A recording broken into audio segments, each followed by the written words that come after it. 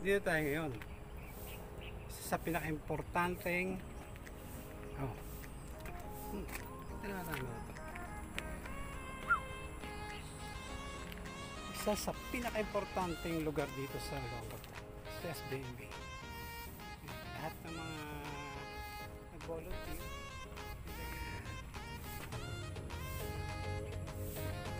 Okay. Oops. Huwag na natin palagpasin ito. Yeah. Balikan ko siya mamaya.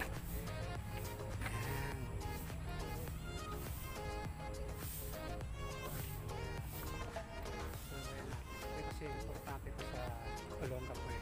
Dito na uso yung volunteer. May volunteer kami rito na walang kahit na bayad. Kundi kahit pa paano may pagkain. Panggabi, pang-umaga. So lagi dito may nagtutubos. Matatanda na rin. Kaya siguro patay na rin yung iba rito, nakalista. Pero konti na lang siguro yung mga nabuhay na dito dahil nung nag-volunteer ako eh, medyo ito yung mga pangalan nila. So, dito, tapos ito banda, natin hanggang doon siya. Hanggang doon. Ayan. Hanggang doon. So lahat yan, nag-volunteer yan dito sa loob. Hindi ko natatandaan kami, nag-volunteer kami. Hindi rin taga-Olongapo, paprotection din yung mga yung lugar na to. Simula rito ang QB, lahat yung buong US Naval Base, pati sa lahat halos ng lugar dito na ano na duty ako. Simula bundok hanggang dagat. Ang kagandahan lang kasi yung dagat, nakukunan namin ng isda, halaan. Tapos ako pinahalagahan nila. Pwede no, di ba? Pinahalagahan nila rito, mayroong maglilinis dito, kaya kumpleto to eh. Tapos yung kabila ron, yan ang hangganan yan.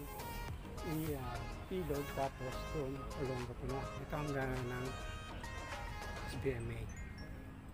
Dito, 170 sa PQ, parang ayun na pangalan ko. See? So lahat ng mga nag-volunteer dito A, B, C, D papunta ron yung letra. So ganda ng lugar na to, pero bihira ang pumupunta rito at bihira may alam ito.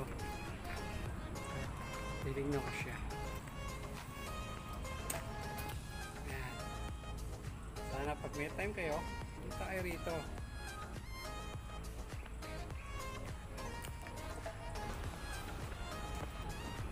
Okay.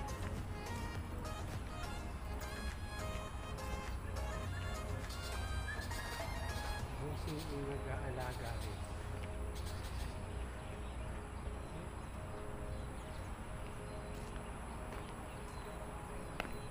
Bossing, thank you ah. Pwede ba makahingi ng halaman paminsan-minsan? Pamisis lang. Ha? Ganda ng tanim mo, no? Ang gang ng kamay mo. Kasi galing kami dito ng misis ko. Sabi niya ba, sino pa nag-aalaga rito ba? Bossing ah, kuha ako konti ah. Marunong naman akong mag-cut. Yung ano lang, no, gusto ako. Hindi naman ako bubunot. Thank you ah. Ikot muna ako. Ito, kanyo. Medyo nangingi ako ng halaman sa kanya. Ito sa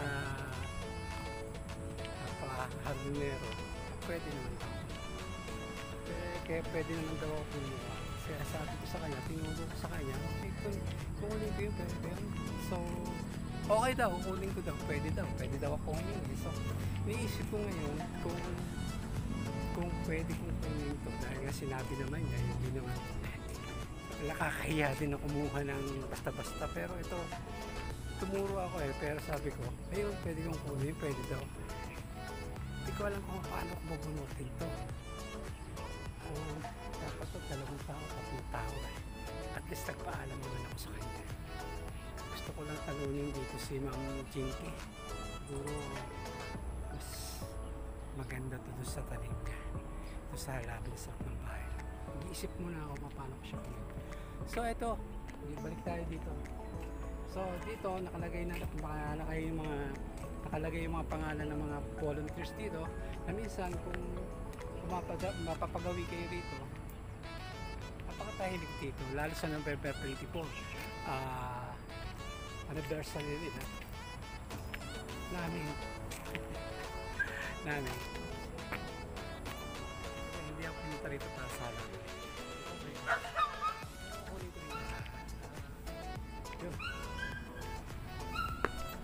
sabutin na rin pahalagahan mo rin o pinahalagahan na rin yung mga tao nag-volunteer dito dahil kung wala sila mga to, wala to ang dami nyo na alam nyo kami noon nag-volunteer kami kung tatanungin ninyo kung napakinabangan ko ba yung ginawa ko uuwa hindi mag-subscribe naman kayo sa natin sa channel ko para sa ganun dito sa may resto bar itong lugar na to kung gusto nyo mag-fishing dito meron silang mga torrent na fishing rod bigyan na rin nila kayo ng pain so mahuli nyo rito maraming tilapia na malalaki rito at saka bangos sobrang laki restaurant to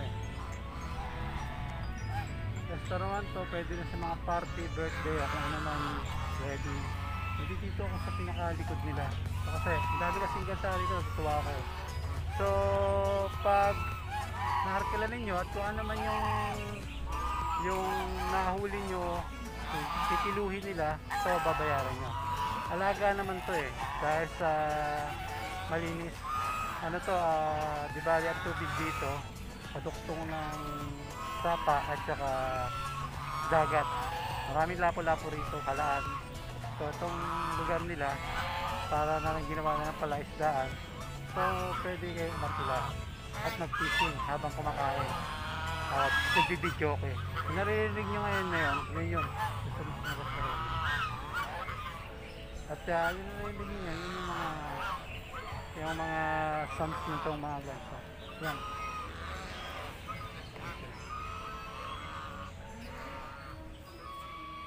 ito yung pinaka-pwesto na lagi halos dito sila lagi